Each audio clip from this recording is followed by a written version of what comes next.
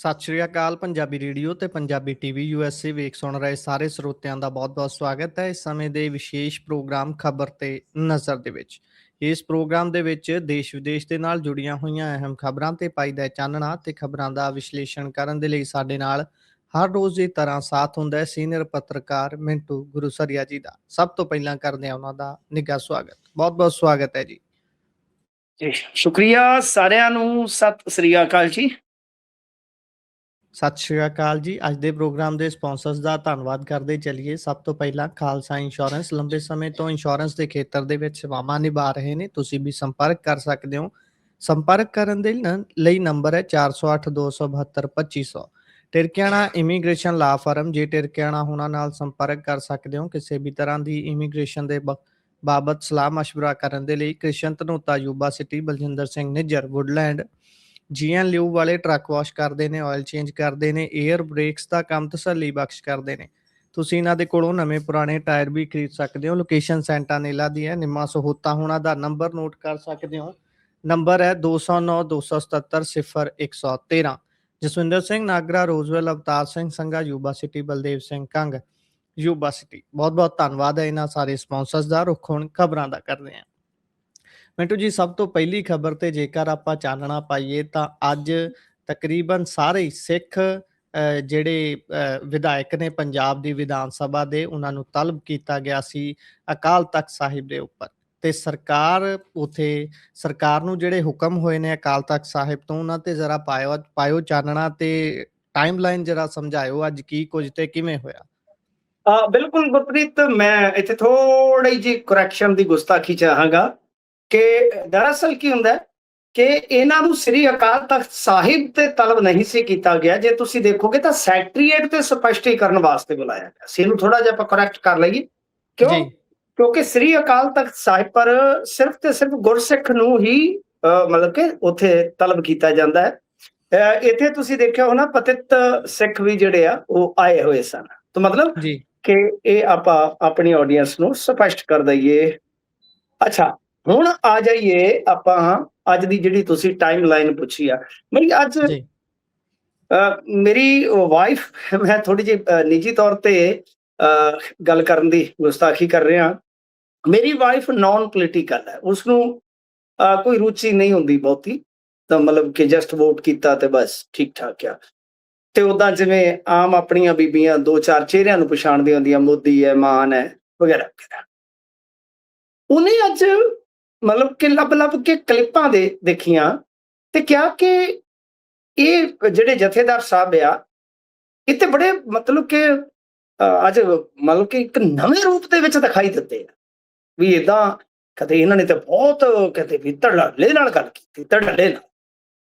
ਤਾਂ ਮਤਲਬ ਜੇ ਤੁਸੀਂ ਇੱਕ ਨੌਨ ਪੋਲੀਟੀਕਲ ਬੰਦੇ ਦਾ ਓਪੀਨੀਅਨ ਜਾਂ ਉਹਦੀ ਆਬਜ਼ਰਵੇਸ਼ਨ ਮੇਰੇ ਘਰ ਤੋਂ ਲੈ ਕੇ ਚੱਲੋਗੇ ਤਾਂ ਤੁਹਾਨੂੰ ਸੋਸ਼ਲ ਮੀਡੀਆ ਤੱਕ ਸਾਫ਼ ਦਿਖਾਈ ਦੇਵੇ ਕਿ ਯਾਰ ਗੜਗੱਜ ਸਾਹਿਬ ਨੇ ਬਾਖੂਬੀ, ਕਿਉਂਕਿ ਦੇਖੋ ਓਪੋਜੀਸ਼ਨ ਤੇ ਸੱਤਾਧਾਰੀ ਧਿਰ ਨੂੰ ਸੱਦਣਾ, ਇੱਕ ਜਗ੍ਹਾ ਤੇ ਉਹਨਾਂ ਦੇ ਨਾਲ ਸੰਵਾਦ ਰਚਾਉਣਾ। ਦੇਖੋ ਮੈਂ ਇਸ ਗੱਲ ਨੂੰ ਵੀ ਗਲਤ ਗਿਣਦਾ ਵਾਂ ਗੁਰਪ੍ਰੀਤ ਕਿ ਜਿਹੜੇ ਵਿਧਾਇਕ ਉੱਥੇ ਆਏ ਚਾਹੇ ਉਹ ਆਮ ਆਦਮੀ ਪਾਰਟੀ ਦੇ ਆ, ਬਈ ਉਹਨਾਂ ਨੇ ਆ ਕੇ ਚਾਹੇ ਸੱਚ ਬੋਲਿਆ ਕਿ ਉਹਨਾਂ ਨੇ ਨਹੀਂ ਪੜ੍ਹਿਆ ਜਾਂ ਉਹਨਾਂ ਨੂੰ ਕੁਝ ਚੀਜ਼ਾਂ ਦੀ ਸਮਝ ਨਹੀਂ, ਸਾਨੂੰ ਉਹਨਾਂ ਦੇ ਸੱਚ ਦੀ ਕਦਰ ਕਰਨੀ ਚਾਹੀਦੀ ਆ। ਘੱਟੋ ਘੱਟ ਉਹਨਾਂ ਨੇ ਗੁਰੂ ਸਾਹਿਬ ਦੇ ਤਖਤ ਤੇ ਆ ਕੇ ਝੂਠ ਨਹੀਂ ਬੋਲਿਆ। ਮੈਂ ਉਹਨਾਂ ਨੂੰ ਟਰੋਲ ਨਹੀਂ ਕਰਾਂਗਾ।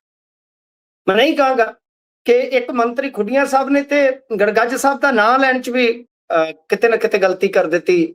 ਜਗਜੀਤ ਸਿੰਘ ਗੜਗੱਜ ਕਿਹਾ ਸ਼ਾਇਦ ਉਹਨਾਂ ਨੇ, ਜੇ ਮੈਂ ਗਲਤ ਨਹੀਂ ਤਾਂ, ਕਿਉਂਕਿ ਕਈ ਵਾਰ ਬੰਦਾ ਹੰਭਲ ਪਿਆ ਹੁੰਦਾ, ਉਹਨੂੰ ਨਹੀਂ ਪਤਾ ਲੱਗਦਾ। ਤਾਂ ਕੁਝ ਨੇ ਕਸਟੋਡੀਅਨ ਦੀ ਵਿਆਖਿਆ ਉਹ ਵੀ ਨਹੀਂ ਸੁਣਾਈ, ਕੁਝ ਨੇ ਮੰਨਿਆ ਕਿ ਉਹਨਾਂ ਨੇ ਇਸ ਅਮੈਂਡਮੈਂਟ ਵਾਲੇ ਬਿੱਲ ਨੂੰ ਪੜ੍ਹਿਆ ਹੀ ਨਹੀਂ। ਮੈਂ ਸਭ ਦਾ ਸਤਿਕਾਰ ਕਰਦਾ ਬਾਈ, ਠੀਕ ਆ। ਅੱਗੇ ਜਾ ਕੇ ਆਪਾਂ ਕੁਝ ਚੀਜ਼ਾਂ ਪੁਆਇੰਟ ਆਊਟ ਕਰਕੇ ਚੱਲਾਂਗੇ। ਤੁਸੀਂ ਟਾਈਮ ਲਾਈਨ ਦੀ ਗੱਲ ਕੀਤੀ ਹੈ, ਪਰ ਮੈਂ ਤਾਂ ਕਹਾਂਗਾ ਕਿ ਸੱਚ ਦੀ ਕਦਰ ਕਰਨੀ ਚਾਹੀਦੀ ਹੈ, ਸਾਨੂੰ ਟਰੋਲ ਨਹੀਂ ਕਰਨਾ ਚਾਹੀਦਾ। ਨੰਬਰ 1।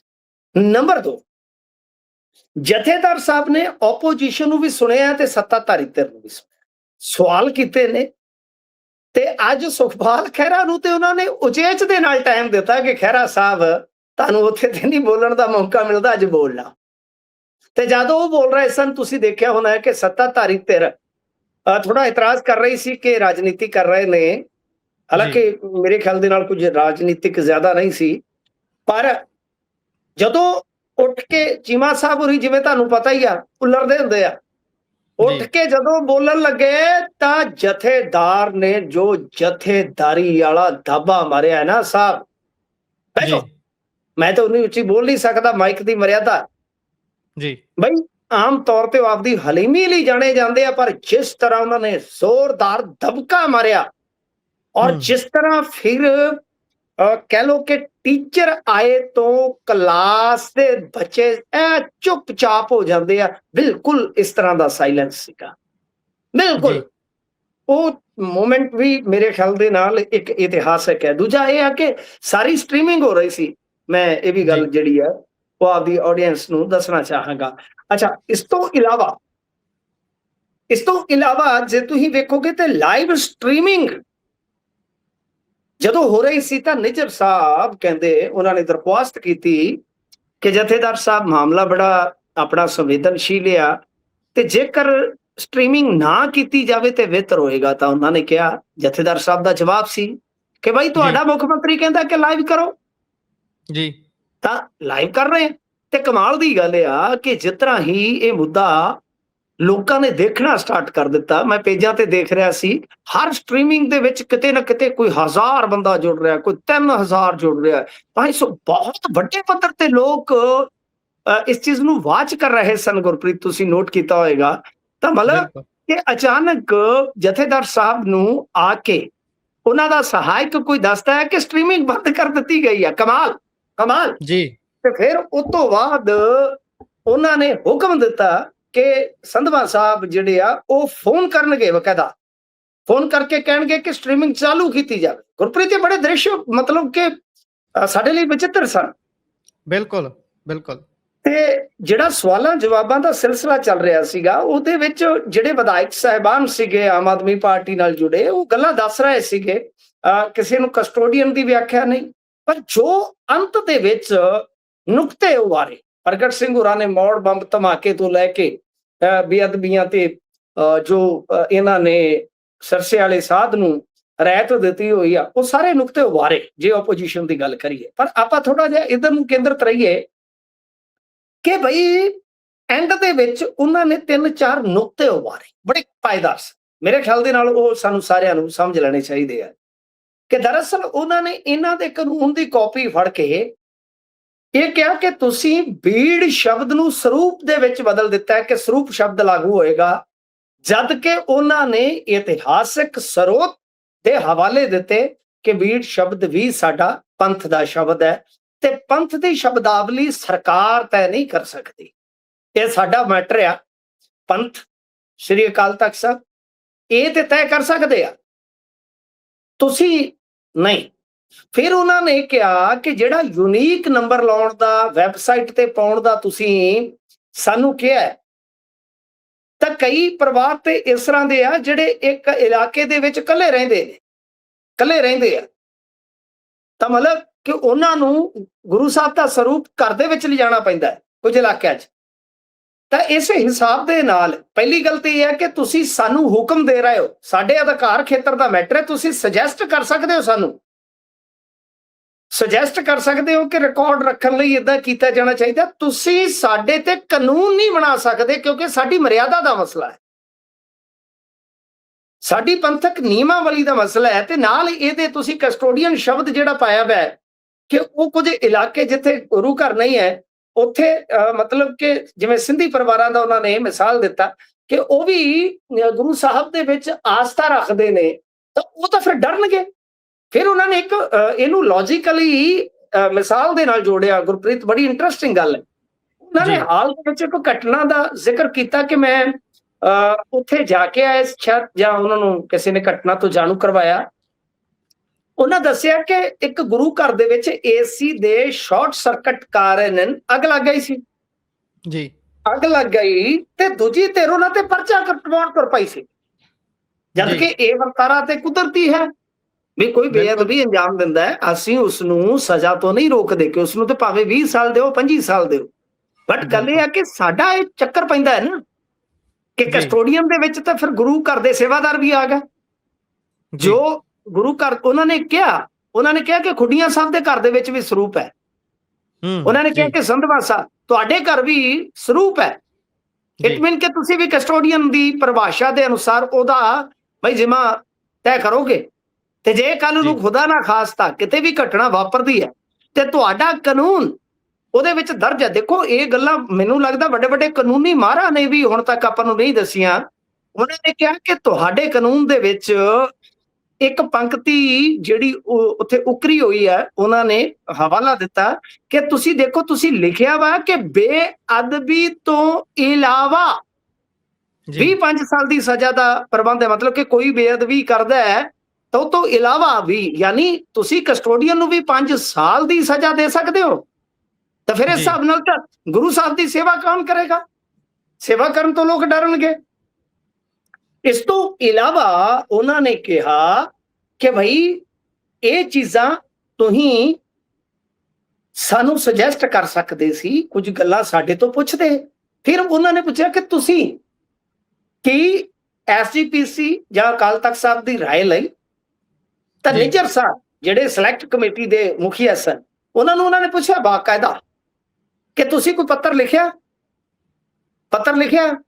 ਤਾਂ ਤੁਸੀਂ ਕਮਾਲ ਮੰਨੋਗੇ ਕਿ ਨਿੱਜਰ ਸਾਹਿਬ ਨੇ ਕਿਹਾ ਕਿ ਨਹੀਂ, ਮੈਂ ਤਾਂ ਨਹੀਂ ਲਿਖਿਆ ਜੀ, ਸਰਕਾਰ ਨੇ ਤਾਂ ਭਾਵੇਂ ਲਿਖਿਆ ਹੋਵੇ, ਯਾਨੀ ਕਮੇਟੀ ਨੇ ਨਹੀਂ ਲਿਖਿਆ, ਯਾਨੀ ਕੋਈ ਪੱਤਰ ਵਿਹਾਰੀ ਨਹੀਂ ਹੋਇਆ ਅਕਾਲ ਤਖਤ ਸਾਹਿਬ ਜਾਂ SGPC ਦੇ ਨਾਲ। ਇਹਨਾਂ ਦਾ ਕੋਈ ਪੱਤਰ ਵਿਹਾਰੀ ਨਹੀਂ ਹੋਇਆ ਜਿਹਦੇ ਰਾਹੀਂ ਪਤਾ ਲੱਗੇ ਕਿ ਹਾਂ ਅਸੀਂ ਤੁਹਾਨੂੰ ਸੁਝਾਅ ਦੇਣ ਵਾਸਤੇ ਸੱਦਾ ਦਿੱਤਾ ਸੀ। ਮਤਲਬ ਕਿ ਬੜੀਆਂ ਟੈਕਨੀਕਲੀ ਗੱਲਾਂ ਉਭਰੀਆਂ ਨੇ ਗੁਰਪ੍ਰੀਤ, ਕੋਈ ਛੋਟੀਆਂ ਗੱਲਾਂ ਨਹੀਂ। ਨਾਲ ਉਹਨਾਂ ਨੇ ਕਿਹਾ ਕਿ ਤੁਸੀਂ ਕਹਿ ਦਿੱਤਾ ਕਿ ਬੋਲਣ ਕਰਕੇ ਜਾਂ ਸੰਕੇਤਕ ਇਹ ਵੀ ਸਜ਼ਾ ਦਾ ਹਿੱਸੇਦਾਰ ਹੋਊਗਾ, ਭਾਗੀਦਾਰ ਹੋਏਗਾ। ਉਹਨਾਂ ਨੇ ਆਖਿਆ ਕਿ ਇਹਦੀ ਵਿਆਖਿਆ ਕੀ ਹੈ? ਤਾਂ ਫਿਰ ਸੰਧਵਾ ਸਾਹਿਬ ਨੇ ਜ਼ਿਕਰ ਕੀਤਾ ਕਿ ਕੁਝ ਲੋਕ ਸੋਸ਼ਲ ਮੀਡੀਆ ਤੇ ਪਾ ਦਿੰਦੇ ਨੇ ਜੀ, ਉਹ ਵੀ ਇੱਕ ਬੇਅਦਬੀ ਆ, ਅਸੀਂ ਉਹਨੂੰ ਸਜ਼ਾ ਲਾਉਣੀ ਆ। ਇਹਦਾ ਮਤਲਬ ਕਿ ਉਹਨਾਂ ਨੇ ਸਫਾਈ ਦਿੱਤੀ। ਤਾਂ ਕੁੱਲ ਮਿਲਾ ਕੇ ਜਦੋਂ ਤਕਨੀਕੀ ਤੌਰ ਤੇ ਬੁਰੀ ਤਰ੍ਹਾਂ ਘਿਰ ਗਏ ਤੇ ਇਹ ਵੀ ਸਾਫ਼ ਹੋ ਗਿਆ ਕਿ ਕੁਝ ਵਿਧਾਇਕਾਂ ਨੂੰ ਤੇ ਇਹਨਾਂ ਦੇ ਆਪਦਿਆਂ ਨੂੰ ਪੜਨ ਦਾ ਮੌਕਾ ਨਹੀਂ ਮਿਲਿਆ। ਅਤੇ ਇਸ ਤੋਂ ਇਲਾਵਾ ਜੇ ਤੁਸੀਂ ਵੇਖੋਗੇ ਤਾਂ ਇਹ ਸਪਸ਼ਟ ਹੋ ਗਿਆ ਕਿ ਕਿਤੇ ਵੀ ਸਰਕਾਰ ਨੇ ਸ੍ਰੀ ਅਕਾਲ ਤਖਤ ਸਾਹਿਬ ਜਾਂ SGPC ਉਹਨਾਂ ਨੂੰ ਕੋਈ ਸੱਦਾ ਨਹੀਂ ਭੇਜਿਆ ਕਿ ਤੁਸੀਂ ਇਸ ਡਰਾਫਟਿੰਗ ਦੇ ਵਿੱਚ ਕੁਝ ਸੁਝਾਅ ਦਿਓ ਜਾਂ ਸ਼ਮੂਲੀਅਤ ਕਰੋ। ਤਾਂ ਮੇਰੇ ਖਿਆਲ ਦੇ ਨਾਲ ਇਹ ਆਪਣੇ ਆਪ ਦੇ ਵਿੱਚ ਹੁਣ ਇੱਕ ਚੀਜ਼ ਪੁਆਇੰਟ ਆਊਟ ਕਰਨ ਵਾਲੀ ਆ ਕਿ ਬਾਈ ਜਦੋਂ ਤੁਸੀਂ SGPC ਦੇ ਪ੍ਰਬੰਧ ਨਾਲ ਜੁੜੇ, ਪੰਥ ਨਾਲ ਜੁੜੇ, ਸਿੱਖੀਜ਼ਮ ਨਾਲ ਜੁੜੇ, ਕਾਨੂੰਨ ਲਿਆ, ਕਾਨੂੰਨ ਤੋਂ ਕੋਈ ਪ੍ਰੋਬਲਮ ਨਹੀਂ, ਮੈਂ ਖੁਦ ਇਸ ਤਰ੍ਹਾਂ ਦੇ ਕਾਨੂੰਨ ਦੀ ਮੰਗ ਕਰਦਾ ਆ ਰਿਹਾ ਗੁਰਪ੍ਰੀਤ। ਪਰ ਤੁਸੀਂ ਇਹਨਾਂ ਚੀਜ਼ਾਂ ਤੋਂ ਬਚਣ ਵਾਸਤੇ ਜੇ ਖੁੱਲੇ ਰੂਪ ਦੇ ਵਿੱਚ ਸੁਝਾਅ ਮੰਗਦੇ, ਤੇ ਮੈਂ ਤੇ ਕਹਿੰਦਾ ਕਿ ਤੁਸੀਂ ਇਹ ਜਿਹੜੀ ਡਰਾਫਟਿੰਗ ਸੀਗੀ ਜਦੋਂ ਫਾਈਨਲ ਹੋ ਗਈ, ਇਹਦਾ ਖਰੜਾ ਤੁਸੀਂ ਵੈਬਸਾਈਟ ਤੇ ਪਾਉਂਦੇ ਤਾਂ ਕਿ ਆਮ ਸਿੱਖ ਵੀ ਤੁਹਾਨੂੰ ਕੋਈ ਨਾ ਕੋਈ ਸੁਜੈਸਟ ਦਿੰਦਾ, ਕੋਈ ਨਾ ਕੋਈ ਤੁਹਾਨੂੰ ਮਸ਼ਵਰਾ ਦਿੰਦਾ, ਸੁਝਾਅ ਦਿੰਦਾ। ਯਾਨੀ ਇਹ ਤੇ ਸਾਫ਼ ਹੋ ਗਿਆ ਕਿ ਸਰਕਾਰ ਨੇ ਇਹ ਸਭ ਕੁਝ ਕੀਤਾ। ਦੂਜੀ ਗੱਲ ਕੀ ਸਾਫ਼ ਹੋਈ ਇਹਦੇ ਤੋਂ? ਦੂਜੀ ਗੱਲ ਗੁਰਪ੍ਰੀਤ ਇਹ ਸਾਫ਼ ਹੋਈ ਕਿ ਦਰਅਸਲ ਇਸ ਤਰ੍ਹਾਂ ਦੇ ਜਿਹੜੇ ਕਾਨੂੰਨ ਆ ਰਹੇ ਨੇ ਉਹ ਵੀ ਉੱਤੋਂ ਆ ਰਹੇ ਨੇ ਜੀ। ਵਿਧਾਨ ਸਭਾ ਦੇ ਵਿੱਚ ਸਰਕਾਰ ਤੈਅ ਨਹੀਂ ਕਰ ਰਹੀ, ਕੈਬਨਿਟ ਤੈਅ ਨਹੀਂ ਕਰ ਰਹੀ। ਉਹ ਕਿਹੜੀ ਤਾਕਤ ਹੈ ਜਿਹੜੀ ਇਹ ਤੈਅ ਕਰ ਰਹੀ ਹੈ? ਤਾਂ ਉਹ ਤਾਕਤ ਭਗਵੰਤ ਮਾਨ ਜੀ ਤੇ ਨਹੀਂ ਲੱਗ ਰਿਹਾ ਮੈਨੂੰ ਜੀ, ਕਿਉਂਕਿ ਉਹਨਾਂ ਨੂੰ ਤੇ ਇਹਨਾਂ ਚੀਜ਼ਾਂ ਬਾਰੇ ਪਤਾ ਹੀ ਆ ਨਾ ਕਿ ਤੁਸੀਂ ਕੋਈ ਵੀ ਇਸ ਤਰ੍ਹਾਂ ਦਾ ਨਿਯਮ ਬਣਾਓਗੇ, ਇੱਕ ਤੇ ਧਾਰਮਿਕ ਦਖਲ ਤੋਂ ਤੁਸੀਂ ਬਚਣਾ, ਸੈਕੰਡ ਕਿ ਸੰਸਥਾਵਾਂ ਦੀ ਰਾਏ ਲੈਣੀ ਜ਼ਰੂਰੀ ਹੈ, ਜਥੇਬੰਦੀਆਂ ਨੂੰ ਭਰੋਸੇ 'ਚ ਲੈਣਾ ਜ਼ਰੂਰੀ ਹੈ ਜੀ। ਥਰਡ ਚੀਜ਼ ਇੱਕ ਇਹ ਵੀ ਸਾਫ਼ ਹੋ ਗਈ ਗੁਰਪ੍ਰੀਤ ਕਿ ਆਪੋਜੀਸ਼ਨ ਨੂੰ ਵੀ ਪੜਨ ਵਾਸਤੇ ਇਹ ਬਿੱਲ ਸਹੀ ਸਮੇਂ ਤੇ ਨਹੀਂ ਦਿੱਤਾ ਜਾ ਸਕਿਆ। ਉਹਨਾਂ ਦੀ ਵੀ ਕੋਈ ਤਿਆਰੀ ਨਹੀਂ। ਹੁਣ ਜਦੋਂ ਸੱਤਾਧਾਰੀ ਧਿਰ ਵਾਲੇ ਵੀ ਕਹਿੰਦੇ ਕਿ ਅਸੀਂ ਨਹੀਂ ਪੜ੍ਹਿਆ, ਆਪੋਜੀਸ਼ਨ ਕਹਿੰਦੇ ਜੀ ਅਸੀਂ ਵੀ ਚੱਜ ਨਾਲ ਨਹੀਂ ਪੜ੍ਹਿਆ, ਤਾਂ ਫਿਰ ਉੱਥੇ ਕੋਈ ਜਿਹੜੀ ਸਾਰਥਕ ਬਹਿਸ ਹੈ ਉਹਦੀ ਆਪਾਂ ਉਮੀਦ ਕਿਸ ਤਰ੍ਹਾਂ ਕਰਾਂਗੇ? ਬੜੇ ਵੱਡੇ ਪ੍ਰਸ਼ਨ ਪੈਦਾ ਹੋਏ। ਤਾਂ ਜਦੋਂ ਇਹ ਸਾਰੀਆਂ ਚੀਜ਼ਾਂ ਜਥੇਦਾਰ ਸਾਹਿਬ ਨੇ ਵੇਖ ਲਈਆਂ ਤਾਂ ਫਿਰ ਉਹਨਾਂ ਨੇ ਕਿਹਾ ਕਿ ਦੇਖੋ ਦੋ ਗੱਲਾਂ ਨੇ। ਨੰਬਰ 1 ਕਿ ਤੁਹਾਡਾ ਕਾਨੂੰਨ ਅਮੈਂਡਮੈਂਟ ਦੀ ਦੁਬਾਰਾ ਗੁੰਜਾਇਸ਼ ਰੱਖਦਾ ਹੈ। ਸੈਕੰਡ ਥਿੰਗ ਕਿ ਤੁਸੀਂ ਸਾਡੇ ਅਧਿਕਾਰ ਖੇਤਰ ਦੇ ਵਿੱਚ ਦਖਲ ਦਿੱਤਾ ਹੈ, ਪੰਥ ਦੇ ਅਧਿਕਾਰ ਖੇਤਰ 'ਚ ਦਖਲ ਦਿੱਤਾ ਹੈ, ਤੇ ਇਸ ਚੀਜ਼ ਨੂੰ ਤੇ ਹੁਣ ਤੁਹਾਨੂੰ ਕਰੈਕਟ ਕਰਨਾ ਪਵੇਗਾ। ਆਦੇਸ਼ ਜੀ ਦਿੱਤਾ ਸ੍ਰੀ ਅਕਾਲ ਤਖਤ ਸਾਹਿਬ ਦਾ, ਸਰਕਾਰ ਨੂੰ ਆਦੇਸ਼ ਹੋਇਆ। ਹਿਸਟੋਰੀਕਲ ਮੂਵਮੈਂਟ ਇਹ ਹੁੰਦਾ ਹੈ ਇਦਾਂ ਦਾ ਵੀ, ਜਦੋਂ ਤੁਸੀਂ ਦੇਖੋਗੇ ਤਾਂ ਉਹਨਾਂ ਨੇ ਕਿਹਾ ਕਿ ਸਾਡਾ ਹੁਕਮ ਆ, ਹੁਕਮ ਕਿ ਇਸ ਕਾਨੂੰਨ ਨੂੰ ਹੋਲਡ ਕਰੋ ਤੇ 1 ਮਹੀਨੇ ਦੇ ਅੰਦਰ ਅੰਦਰ ਅਮੈਂਡਮੈਂਟ ਲੈ ਕੇ ਆਓ, ਅਮੈਂਡਮੈਂਟ ਲੈ ਕੇ ਆਓ। ਤਾਂ ਇਹ ਹੈ ਅੱਜ ਦਾ ਸਾਰਾ ਜੋ ਆਪਾਂ ਵੇਖਿਆ ਉੱਥੇ ਜਿੰਨਾ ਵੀ ਪ੍ਰਕਰਨ ਵਾਪਰਿਆ। ਗੁਰਪ੍ਰੀਤ, ਤੁਹਾਡਾ ਕੋਈ ਪੋਲੀਟੀਕਲੀ ਜਾਂ ਕਿਸੇ ਕਿਸਮ ਦਾ ਹੋਰ ਕੋਈ ਸਵਾਲ ਹੋਵੇ ਤੇ ਮੈਂ ਆਪਣੀ ਤੌਫੀਕ ਦੇ ਮੁਤਾਬਕ ਉਹਦਾ ਜਵਾਬ ਦੇ ਦਊਂਗਾ ਜੇ ਕੋਈ ਪੁਆਇੰਟ ਰਹਿ ਗਿਆ। ਪਰ ਇੱਕ ਚੀਜ਼ ਮੈਂ ਆਪਣੀ ਗੱਲ ਐਂਡ ਤੇ ਲਿਜਾਂਦਾ ਜ਼ਰੂਰ ਕਰੂੰਗਾ ਕਿ ਇਹਦੇ 'ਚ ਗੜਗੱਜ ਸਾਹਿਬ ਦੀ ਸ਼ਖਸੀਅਤ ਅੱਜ ਪਹਿਲੀ ਵਾਰ ਲੋਕਾਂ ਨੇ ਵੇਖੀ ਹੈ ਕਿ ਉਹਨਾਂ ਦੇ ਨਾਂ ਦੇ ਨਾਲ ਐਵੇਂ ਨਹੀਂ ਗੜਗੱਜ ਲੱਗਦਾ।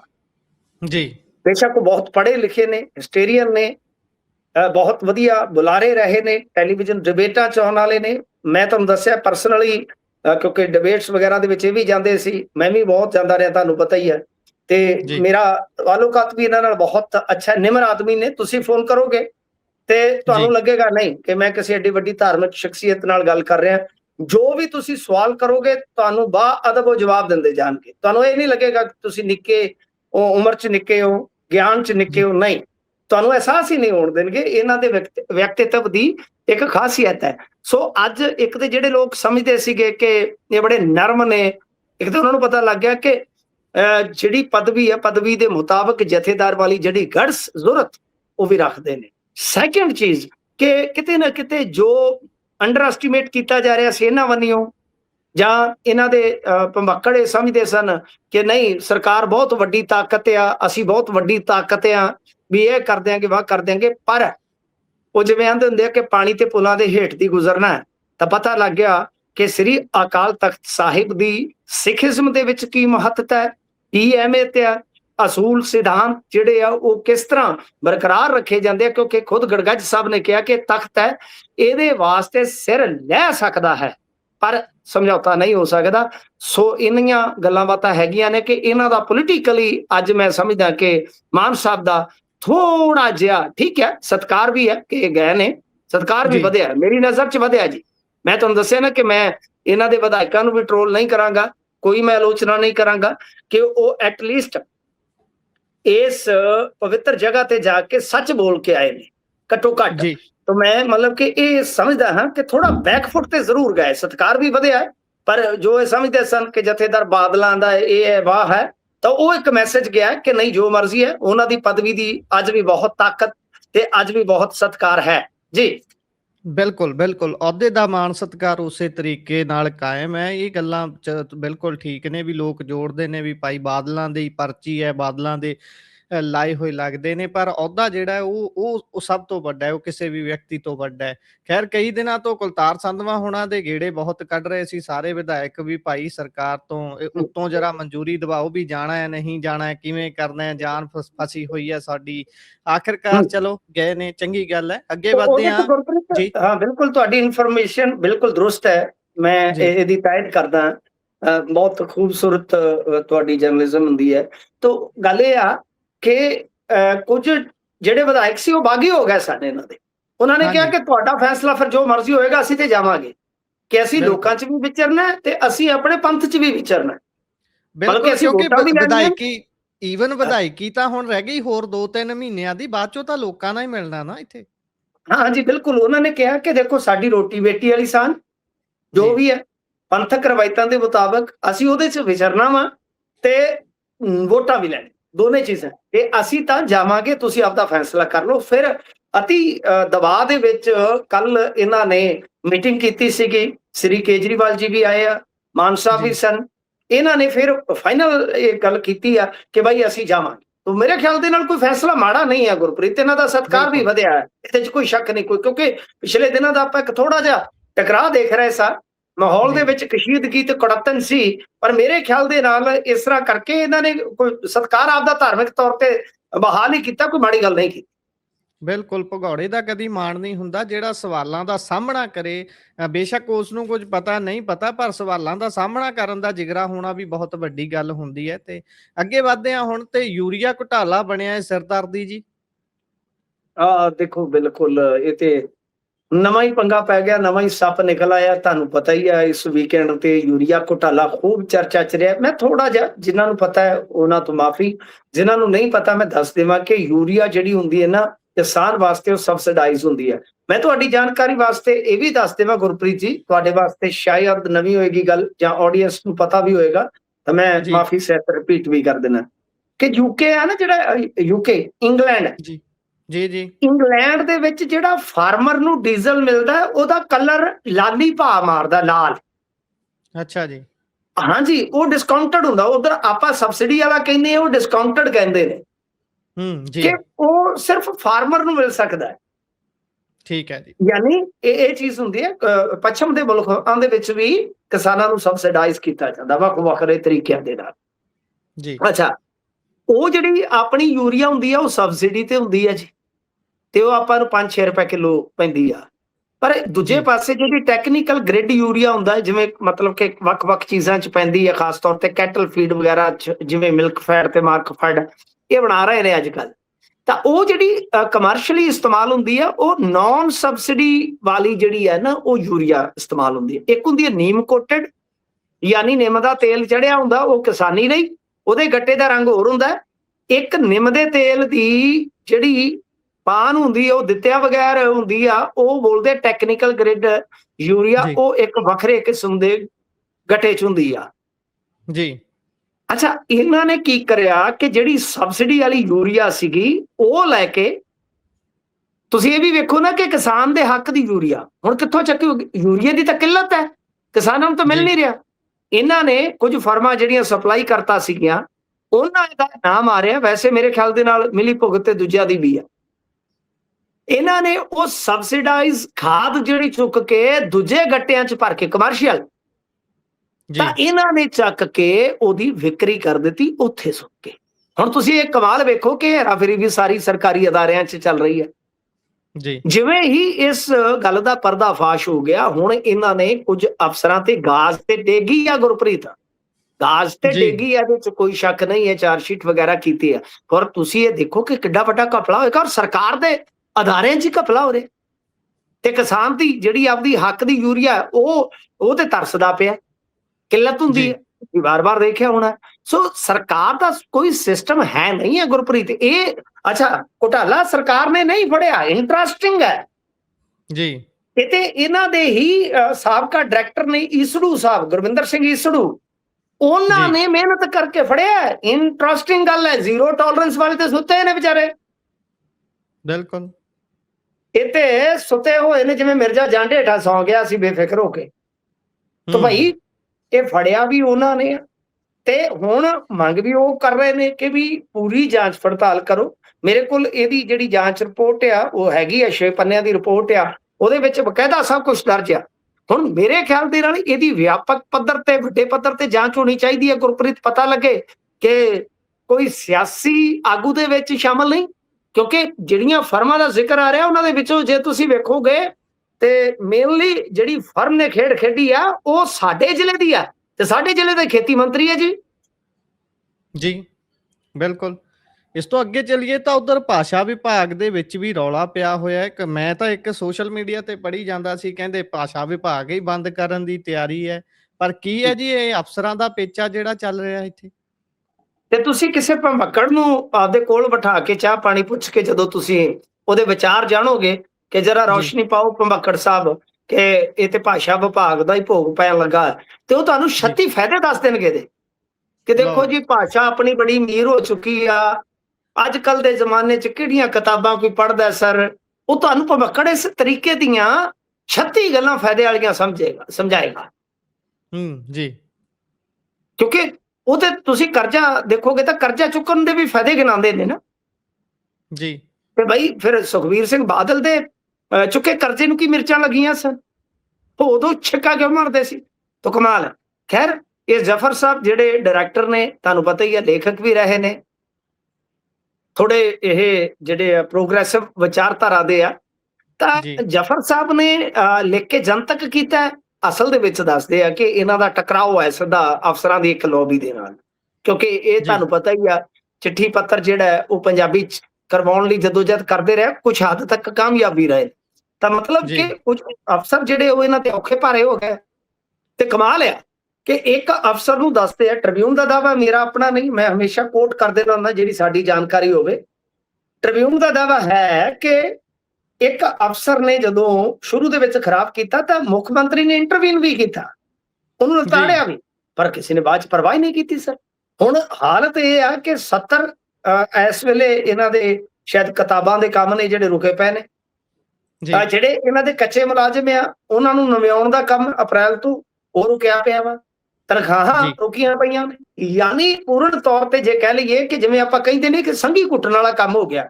ਤਾਂ ਕਮਾਲ ਆ, ਭਾਸ਼ਾ ਵਿਭਾਗ ਹੀ ਸਾਡਾ ਸੰਕਟ ਦੇ ਵਿੱਚ ਆ ਗਿਆ ਸਭ। ਇਹ ਕੈਸਾ ਇਨਕਲਾਬ ਹੈ, ਸਮਝ ਤੋਂ ਪਰੇ ਹੋਈ ਪਈ ਆ ਗੱਲ ਗੁਰਪ੍ਰੀਤ। ਮੈਨੂੰ ਤੇ ਮਤਲਬ ਕਿ ਕਦੇ ਕਦੇ ਇਹਨਾਂ ਤੇ ਤਰਸ ਆਉਂਦਾ ਹੈ ਕਿ ਕਿੱਡੀਆਂ ਵੱਡੀਆਂ ਵੱਡੀਆਂ ਗੱਲਾਂ ਕਰਦੇ ਸਨ ਕਿ ਅਸੀਂ ਤਾਂ ਪੰਜਾਬੀ ਦਾ ਦਿੱਤਾ ਖਾਂਦੇ ਆ ਜੀ, ਅਸੀਂ ਸਾਰੇ ਬੋਰਡਾਂ ਦੇ ਨਾਮ ਪੰਜਾਬੀ ਚ ਕਰ ਦਿਆਂਗੇ, ਫਲਾਂ ਕਰ ਦਿਆਂਗੇ, ਢਮਕਾ ਕਰ ਦਿਆਂਗੇ। ਕਿੰਨੇ ਢਕਵੰਜ ਕੀਤੇ ਨੇ ਇਹਨਾਂ ਨੇ, ਪਰ ਇਹ ਨਿਕਲੇ ਸਿਆਸੀ ਪਖੰਡੀ ਆ। ਇਹ ਅਮਲ ਦੀ ਵਾਰੀ ਜਦੋਂ ਆਉਂਦੀ ਹੈ ਤੇ ਬਹੁਤਾ ਕੁਝ ਕਰ ਨਹੀਂ ਪਾਉਂਦੇ। ਤਾਂ ਮੁੱਖ ਮੰਤਰੀ ਸਾਹਿਬ ਖੁਦ ਬੜਾ ਆਪਣਾ ਪੰਜਾਬੀ ਹੇਜ ਜਤਾਉਂਦੇ ਆ, ਪੰਜਾਬੀ ਪ੍ਰੇਮ ਜਤਾਉਂਦੇ ਆ। ਉਹਨਾਂ ਨੂੰ ਇਸ ਗੱਲ ਦਾ ਨੋਟਿਸ ਲੈਣਾ ਚਾਹੀਦਾ ਗੁਰਪ੍ਰੀਤ ਜੀ। ਬਿਲਕੁਲ।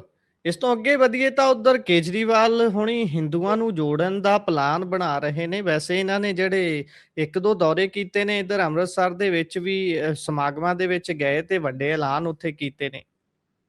ਤੁਹਾਨੂੰ ਯਾਦ ਹੋਣਾ ਕਿ ਇਹ ਤੁਹਾਡੇ ਜਲੰਧਰ ਤੋਂ ਸ਼ਾਇਦ ਸ਼ੁਰੂ ਹੋਇਆ ਸੀਗਾ ਸਿਲਸਿਲਾ, ਜੇ ਮੈਂ ਗਲਤ ਨਹੀਂ ਹਾਂ। ਸ਼ਾਇਦ 10 ਕੁ ਦਿਨ ਪਹਿਲਾਂ ਇੱਕ ਸ਼ਾਮ ਕੁਛ ਇਸ ਤਰ੍ਹਾਂ ਸ਼ਿਵ ਕੇ ਨਾਮ ਕੋਈ ਇਸ ਤਰ੍ਹਾਂ ਦਾ ਪ੍ਰੋਗਰਾਮ ਸੀ ਸ਼ਾਇਦ। ਤੁਸੀਂ ਮਾੜਾ ਜਿਹਾ ਦੇਖਣਾ ਸਰਚ ਕਰਕੇ, ਤੁਹਾਡੇ ਇੱਥੇ ਨਿਕਲ ਆਏਗਾ ਜੀ। ਜਾਂ ਅੰਮ੍ਰਿਤਸਰ ਸੀ ਜਾਂ ਜਲੰਧਰ ਸੀ, ਪਰ ਅੰਮ੍ਰਿਤਸਰ ਤਾਂ ਮੇਰੇ ਖਿਆਲ ਦੇ ਨਾਲ ਬੀਤੇ ਦਿਨ ਹੀ ਸੀ। ਇਹ ਜਲੰਧਰ ਤੋਂ ਸ਼ੁਰੂਆਤ ਹੋਈ ਹੈ।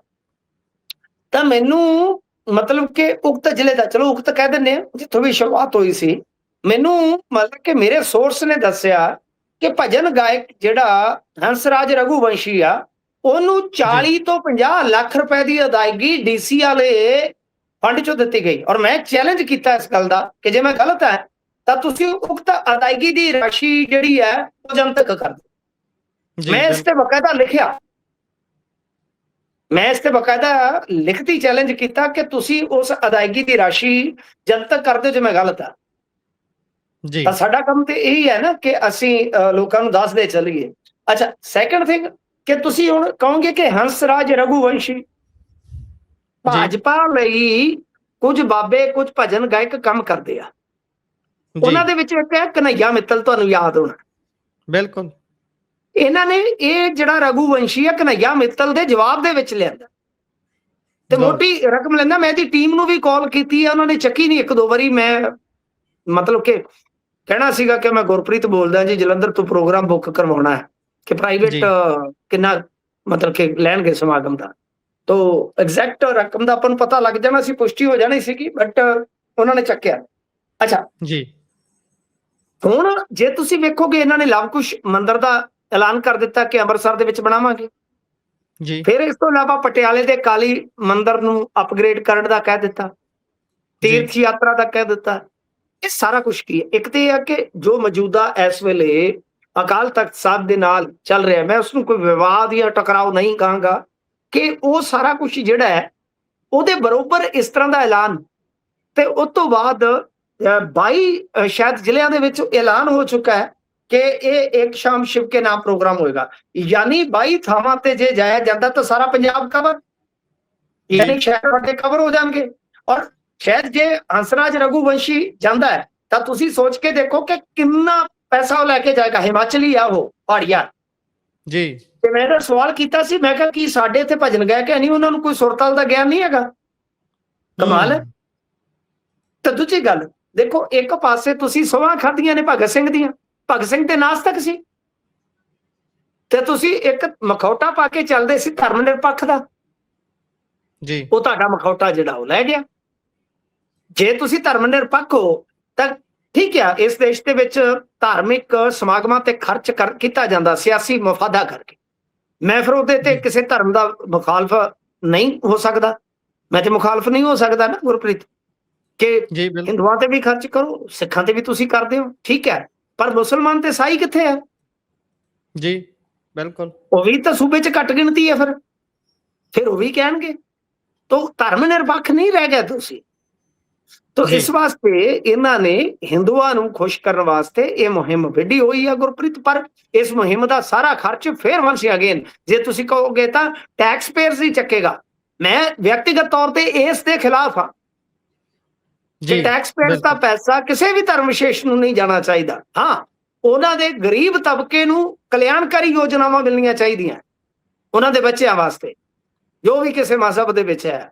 ਤਾਂ ਖੈਰ ਇਹ ਹੈ ਇਹਦਾ ਮਾਸਟਰ ਪਲਾਨ। ਤੇ ਮੈਂ ਤੁਹਾਨੂੰ ਕੀ ਕਹਿੰਦਾ ਸੀਗਾ ਕਿ ਕੇਜਰੀਵਾਲ ਦਾ ਅਸਲੀ ਰੂਪ ਤੁਸੀਂ ਥੋੜੀ ਦੇਰ ਬਾਅਦ ਤੱਕੋਗੇ। ਇਹਨਾਂ ਦੀਆਂ ਜਿਹੜੇ ਭਗਤ ਨੇ ਇਹਨਾਂ ਨੂੰ ਤੇ ਇਹਨਾਂ ਚੀਜ਼ਾਂ ਦਾ ਬਈ ਨਹੀਂ ਲੱਗਦਾ ਕੁਛ ਵੀ, ਇਹ ਤੇ ਚੱਲੀ ਜਾਂਦੇ ਆ। ਤਾਂ ਗੱਲ ਇਹ ਆ ਕਿ ਜਨਾਬ ਇਹਨਾਂ ਨੇ ਇਹ ਸਾਰਾ ਕੁਛ ਜਿਹੜਾ ਹੈ ਉਹ ਕਰਕੇ ਦਿਖਾ ਦਿੱਤਾ ਕਿ ਧਰਮ ਨਿਰਪੱਖ ਨਹੀਂ। ਬਿਲਕੁਲ। ਇਸ ਤੋਂ ਅੱਗੇ ਚਲੀਏ, ਅੰਤ ਚ ਪਾਇਓ ਚਾਨਣਾ। ਪੰਜਾਬ ਸਰਕਾਰ ਵੈਸੇ ਨਵਾਂ ਕੰਮ ਤਾਂ ਨਹੀਂ ਹੈ ਇਹ, ਇਹਨਾਂ ਲਈ ਤਾਂ ਹੁਣ ਤਾਂ ਇਹਨਾਂ ਦੇ ਹੱਥ ਖੁੱਲੇ ਨੇ, ਆਦਤ ਪਈ ਹੋਈ ਹੈ। ਹੋਰ ਕਰਜ਼ਾ ਲੈਣ ਦੀ ਤਿਆਰੀ ਹੈ ਗੁਰਪ੍ਰੀਤ। ਇਹਦੇ ਚ ਮੈਂ ਇੱਕ ਬਿਆਨ ਦੇਖ ਰਿਹਾ ਸੀਗਾ ਕਿ ਆਪੋਜੀਸ਼ਨ ਕਹਿ ਰਹੀ ਸੀ 1500 ਕਰੋੜ ਰੁਪਈਆ ਕਰਜ਼ਾ ਚੱਕਣਗੇ, ਵਾਹ ਚੱਕਣਗੇ। ਤਾਂ ਮੈਂ RBI ਦੇ ਕੁਝ ਕਾਗਜ਼ਾਤ ਹਾਸਲ ਕੀਤੇ ਤੇ ਉਹ ਦੇਖ ਕੇ ਤਾਂ ਮੇਰਾ ਮੱਥਾ ਹੀ ਠਣਕ ਗਿਆ ਜੀ ਕਿ ਜੁਲਾਈ, ਅਗਸਤ, ਸਤੰਬਰ ਇਸ ਕੁਆਟਰ ਦੇ ਵਿੱਚ ਸਰਕਾਰ ਦਾ ਜਿਹੜਾ ਪ੍ਰਪੋਜ਼ਡ ਕਰਜ਼ਾ ਹੈ ਇਹਨੇ RBI ਤੋਂ ਮਤਲਬ ਕਿ ਛੋਟ ਮੰਗੀ ਹੈ ਕਿ ਸਾਨੂੰ 13,000 ਕਰੋੜ ਕਰਜ਼ਾ ਲੈਣ ਦੀ ਛੋਟ ਦਿਓ। ਲਓ ਜੀ, 13,000 ਕਰੋੜ ਸਰ। ਔਰ ਤੁਸੀਂ ਦੇਖਿਆ ਹੋਣਾ ਗਮਾਡਾ ਦਾ 6,000 ਕਰੋੜ ਆਲਰੇਡੀ ਇਹ ਵਰਤ ਚੁੱਕੇ ਆ ਜੀ ਪਿਛਲੇ ਕੁਝ ਸਮੇਂ ਦੇ ਦੌਰਾਨ, ਯਾਨੀ 20,000 ਕਰੋੜ ਦੇ ਕਰੀਬ ਤੇ ਹੀ ਹੋ ਗਿਆ ਜੀ। ਤਾਂ ਬਹੁਤ ਵੱਡਾ ਅਮਾਉਂਟ ਕਰਜ਼ਾ ਲਿਆ ਜਾ ਰਿਹਾ ਗੁਰਪ੍ਰੀਤ। ਬਹੁਤ ਹੀ ਔਖਾ ਹੋਵੇਗਾ ਪੰਜਾਬ। ਤੇ ਤੁਸੀਂ ਇਹ ਦੇਖੋ ਕਿ ਬੁਨਿਆਦੀ ਢਾਂਚੇ ਤੇ ਤਾਂ ਕੰਮ ਹੀ ਨਹੀਂ ਹੋ ਰਿਹਾ। ਹੁਣ ਬਿਜਲੀ, ਤੁਸੀਂ ਇੱਥੇ ਰਹਿੰਦੇ ਹੋ, ਆਡੀਅנס ਆਖੇਗੀ ਤੁਸੀਂ ਆਪ ਹੀ ਦੱਸ ਦਿਓ ਬਿਜਲੀ ਦਾ ਕੀ ਹਾਲ ਹੋਇਆ ਪਿਆ, ਕਿਉਂਕਿ ਬੁਨਿਆਦੀ ਢਾਂਚੇ ਤੇ ਕੰਮ ਨਹੀਂ ਹੋਇਆ। ਬਾਲਾ ਔਖਾ।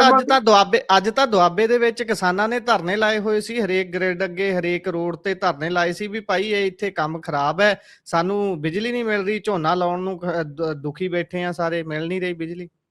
ਬਿਲਕੁਲ। ਤੁਸੀਂ ਦੇਖਣਾ ਕਿ ਜੇ ਮੌਸਮ ਨੇ ਸਾਥ ਨਾ ਦਿੱਤਾ, ਮੌਨਸੂਨ ਨੇ ਸਾਥ ਨਾ ਦਿੱਤਾ ਤਾਂ ਪੰਜਾਬ ਸੜਕਾਂ ਤੇ ਆ ਜਾਏਗਾ। ਬਿਲਕੁਲ ਬਿਲਕੁਲ। ਕਿਸਾਨ ਬਾਣਾ ਚੋਂ ਨਿਕਲ ਕੇ ਸੜਕਾਂ ਤੇ ਆ ਜਾਣਗੇ ਗੁਰਪ੍ਰੀਤ। ਉਹਦਾ ਕਾਰਨ ਇਹ ਆ ਕਿ ਤੁਸੀਂ ਇਨਫਰਾਸਟ੍ਰਕਚਰ ਤੇ ਨਹੀਂ ਕੰਮ ਕੀਤਾ। ਮੰਗ ਦੇ ਹਿਸਾਬ ਨਾਲ ਤੁਸੀਂ ਆਪਣੀ ਜਿਹੜੀ ਪਾਵਰ ਜਨਰੇਸ਼ਨ ਕਪੈਸਿਟੀ ਉਹ ਨਹੀਂ ਵਧਾ ਸਕੇ। ਤਾਂ ਸੜਕਾਂ ਦਾ ਜੇ ਇਹ ਹਾਲ ਆ ਕਿ ਇੱਕ ਮੰਤਰੀ ਦੇ ਟੀਮ ਦੇ ਇੱਕ ਹਿੱਸੇ ਉਹਨੇ ਮੈਨੂੰ ਫੋਨ ਕੀਤਾ ਕਿ ਭਾਈ ਸਾਡੀ ਆਵਾਜ਼ ਚੁੱਕੋ ਯਾਰ, ਅਸੀਂ ਮਰ ਜਾਾਂਗੇ ਜੀ, ਕਿ ਇਲੈਕਸ਼ਨ ਵਰਾ ਹੈ, ਸਾਡੇ ਸੜਕਾਂ ਦਾ ਕੋਈ ਪ੍ਰੋਜੈਕਟ ਹੀ ਨਹੀਂ ਚੱਲ ਰਿਹਾ। ਤੁਸੀਂ ਹਿਸਾਬ ਲਾ ਲਓ।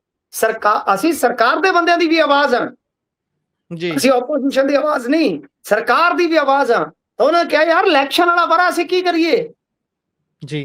ਜਿਹੜੇ ਸੜਕ ਜਿੱਥੇ ਪੱਥਰ ਪੈ ਗਿਆ, ਜਿੱਥੇ ਬਜਰੀ ਪੈ ਗਈ, ਉਤੋਂ ਫੰਡ ਹੀ ਨਹੀਂ ਆ ਰਹੇ। ਤਾਂ ਮਤਲਬ ਕਿ ਕਰਜ਼ਾ ਲੈ ਕੇ ਸਿਰਫ ਤੇ ਸਿਰਫ ਸਿਆਸੀ ਹਿੱਤ ਸਾਧੇ ਜਾ ਰਹੇ ਨੇ। ਇਨਫਰਾਸਟ੍ਰਕਚਰ ਤੇ ਗੁਰਪ੍ਰੀਤ ਕੋਈ ਅਸੀਂ ਵਿਸ਼ੇਸ਼ ਇਨਵੈਸਟਮੈਂਟ ਨਹੀਂ ਕਰ ਰਹੇ। ਬਿਲਕੁਲ। ਕਰਜ਼ਾ ਲੈਣਾ ਹੋਵੇ ਤਾਂ ਹੱਥ ਖੁੱਲੇ ਨੇ, ਪਰ ਉਹਨੂੰ ਖਰਚਣਾ ਕਿੱਥੇ ਹੈ ਉਹ ਪਤਾ ਵੀ ਨਹੀਂ ਲੱਗਦਾ ਕਿੱਧਰ ਜਾਂਦੇ ਨੇ। ਉਹ ਫ੍ਰੀ ਵਿਲ ਹੈ ਇਹਨਾਂ ਦੇ ਕੋਲ, ਉਸ ਨੂੰ ਗਲਤ ਤਰੀਕੇ ਦੇ ਨਾਲ ਉਡਾਉਣ ਦੇ ਲਈ। ਖੈਰ, ਇੱਥੇ ਪ੍ਰੋਗਰਾਮ ਦਾ ਸਮਾਂ ਇੱਥੇ ਸਮਾਪਤ ਹੁੰਦਾ। ਤੁਸੀਂ ਜੁੜੇ ਜਾਣਕਾਰੀਆਂ ਸਾਂਝੀਆਂ ਕੀਤੀਆਂ, ਬਹੁਤ ਬਹੁਤ ਧੰਨਵਾਦ ਜੀ। ਧੰਨਵਾਦ।